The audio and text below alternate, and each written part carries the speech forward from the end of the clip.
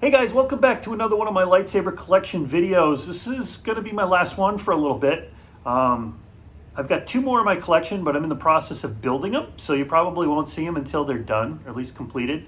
Unless you want to follow along with my MK1 build series, that'll kind of show you which, from beginning to end, how I build that lightsaber. So you'll see the lightsaber evolve as the build progresses. But this guy, I've shown in a previous video, basically the interior of it, but I wanted to show you the entire lightsaber from beginning to end. I got this really cool box in an antique shop. Really, I mean, between wine gift boxes, wooden wine gift boxes, and antique shops, you can really get some good lightsaber boxes for fairly cheap. This one had a ton of character. I knew exactly what I wanted to use it for when I bought it. But let's open it up and show you what's inside. Oops. It's really a nice and solid box. This is the custom battery charger. I'll show you how that goes a little bit later. But here we are. This is another Graflex. You're like, Chris, you've already got a bunch of Graflexes. You're right, I do. I've got two others. I've shown you those. This one's super duper special. This one is a Star Wars configuration.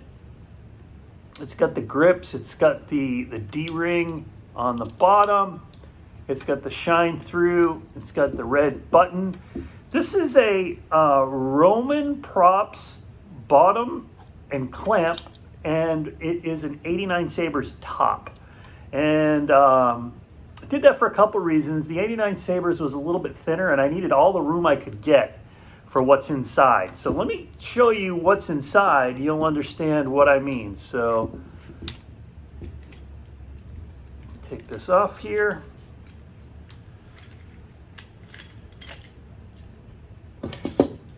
And look at that. This is a Mentor, Graflex Mentor version 2. This was printed in 3D, and it was printed in brass. And this guy is really, really special. It took me a while to build this. And if you go back in my other video of this, I'll show you a lot of the blades and everything. We won't really go into that too much. Take this out. You got to remove the glass eye. The glass eye holds in the chassis. And then it should, if everything goes well, it should slide right out. Oh. And take off the button at the top. And it slides right out. So you do have to take off the button, and you got to take off the glass eye. And this is your chassis. Now, like I said, I've done another video on this. This was a difficult build, I don't mind telling you. The blade holder is a Solos Hold blade holder in brass. I've done all these accents. I don't know if you can see those. The accents kind of stick out a little bit. Not too bad. But this was all done in 3D printed in brass. I made a couple of modifications to the design. This design had 3D printed plastic crystals, and I'm like, you know what? If you're spending this amount of money on building a hilt like this, 3D printed crystals are just, no offense to the people who built these before me, that's just kind of lame. So what I did was I got two crystals, actually one crystal, cut it in half, and then made the crystals go kind of in one direction. The design for this had the crystals going in opposite directions, one pointing that way and one pointing that way. I really like that. I really felt like the power should be going all in one direction. I thought it would make more sense. So I decided to do it that way. The top one is held on by a little washer. I've glued it onto a washer, and you probably can see it there, maybe not. The bottom one is just sitting inside that little holder. This really is for display only. I don't really like the design of this chassis at all, and I probably wouldn't make this again. And the reason being is this top part and bottom part are held together with these very tiny brass pins. Now you have to cut these brass pins to size, and then you have to insert them inside. And let me see if I can probably show you here. Brass pins kind of go right in here.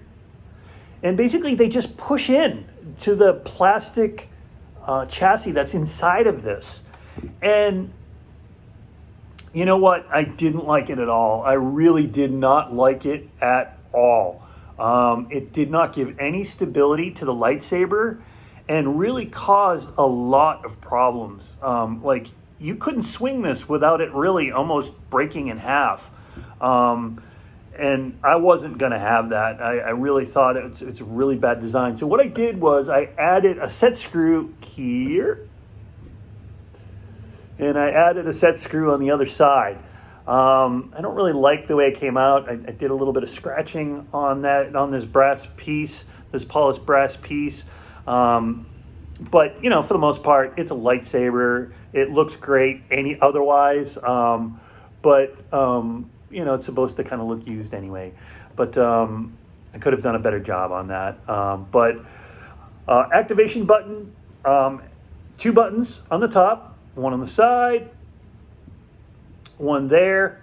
And this design has a removable battery, which is kind of cool. And the design had you create this. This was a 3D printed part with a top that came off.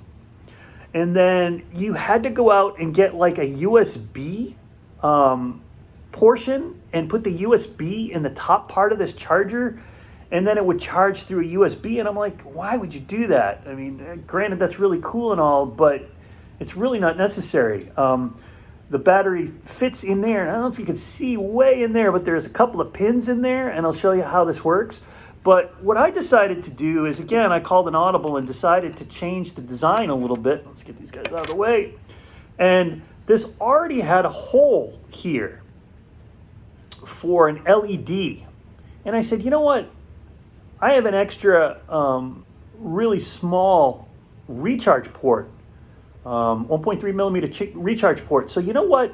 I'm going to make that hole just a tad bit bigger, stick the recharge port in there, and wire it up to those 2 pins.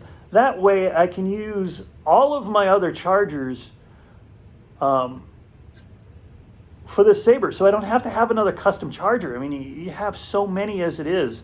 And it worked out great. So I was kind of happy I made that change because I really felt it was an important change to make. In here, the speaker assembly, I used a grate from a pinball machine. So I ordered a grate from an old pinball machine off of eBay, cut it to size, really sanded it down so it would fit in here, and it almost looks like it belongs there. That way it gives the speaker some protection in case you drop it or bump it into something, it doesn't pierce your speaker. Inside here are 2 accent LEDs that were really difficult to wire. We'll talk about precision soldering. That really was a challenge, I don't mind telling you. Overall, this was a pretty expensive lightsaber to build, and really, it doesn't really serve much purpose other than really for a shelf display piece, because you don't really, I mean, it's really not strong enough to duel with or really kind of swing around. It's really meant as a conversation piece. It's meant to look pretty, and really not much else, honestly. In fact, I almost don't like putting it in the hilt because it's so darn pretty. It just kind of defeats the whole purpose of having it. To turn it on, there's a slide button right here. You just kind of slide it. This is the weapon of a Jedi Knight. And then you turn it on by pressing the button over here on the side. This accent button over here changes blades. My name is Ahsoka Tano. Some of the sounds don't really match up with the colors. Really, Ahsoka should be like a white or a blue, but I had fun with it. But you see some great shine through on the illuminated crystal chambers. Brilliant stock custom work. NeoPixel. And then you can see on the bottom the little accent LEDs. see if we can show you there. That one flashes, and the other one kind of pulses.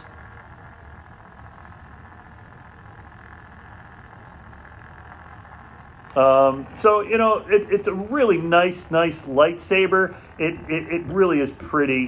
This took me quite a while to build and to get everything right. The only thing I really didn't like was the way the switch fit in here. When the switch fits in here, it makes this part of the hilt really stick up and makes it hard to put in the hilt. So what I had to do is had to really sand down the inside of the hilt to make this chassis fit in. Make it fit in properly, but for the most part, it did exactly what I needed it to do.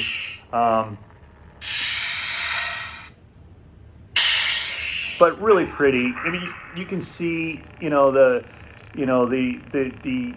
crystals just shine beautifully. They look really super, and I really like how it came together. Incredible shine through there.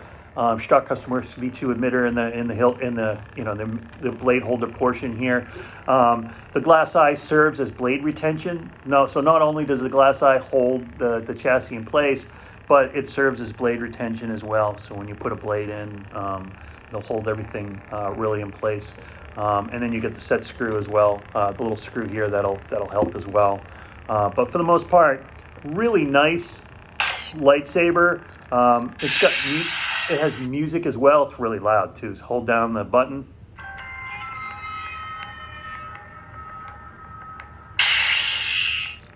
And it plays music.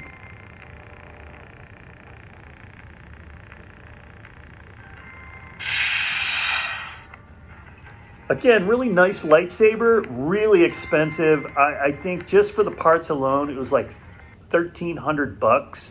I have a spreadsheet if you're really interested in building one of your own. I got a spreadsheet with links that I can send you if you want. All of these parts took a long time to print at Shapeways. And I ordered all these parts during the pandemic, so it took twice as long. Let me show you how to take the battery out. So to take the battery out, we just turn it off, and then the speaker assembly pulls out. The bottom pulls off, and then speaker assembly pulls out just ever so slightly.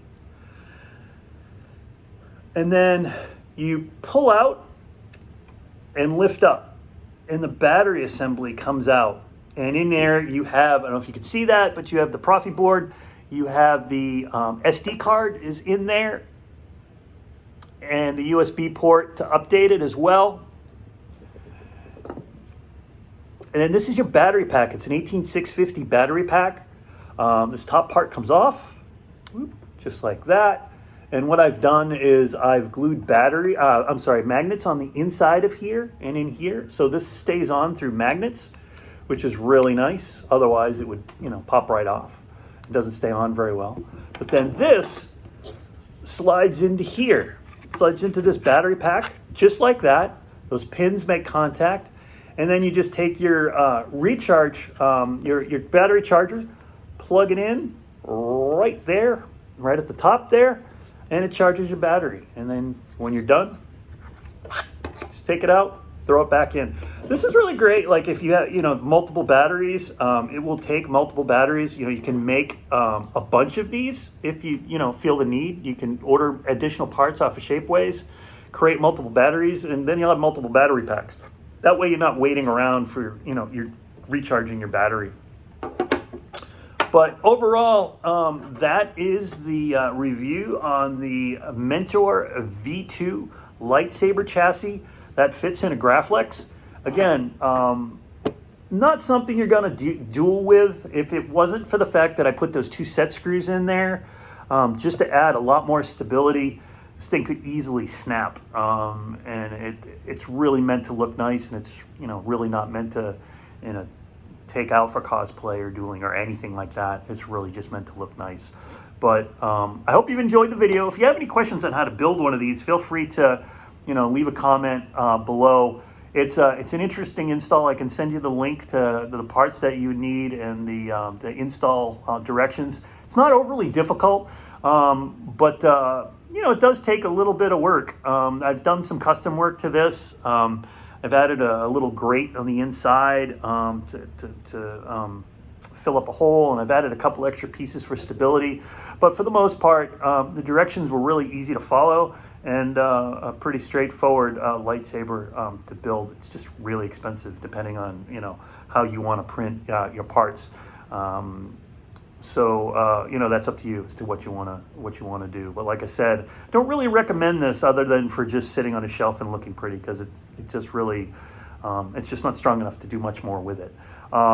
Really, the purpose of these lightsaber videos is for you guys to feel comfortable. I had no experience building anything like this before, so if by watching these videos, if it gives you a little bit of confidence to go out and give lightsaber building a try, good for you. And it can be an expensive hobby, but when you see something like this and it's all done and you feel really good about it, it really makes you feel good about something like this. And it's really a nice display piece as well. So if I can do it, you can probably do it too. I mean, it does take a little bit of practice, especially soldering.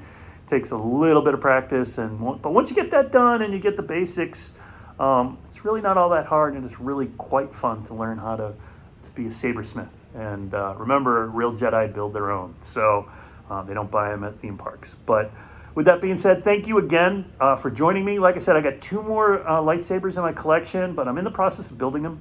When I'm done with them, I'll do another one of these videos, show you what they are and give you a demo of all of them. One is the Luke Skywalker Hero, Magic of Myth, which is the deleted cave scene from Return of the Jedi, built and designed by 7 Chambers and Veracity Labs.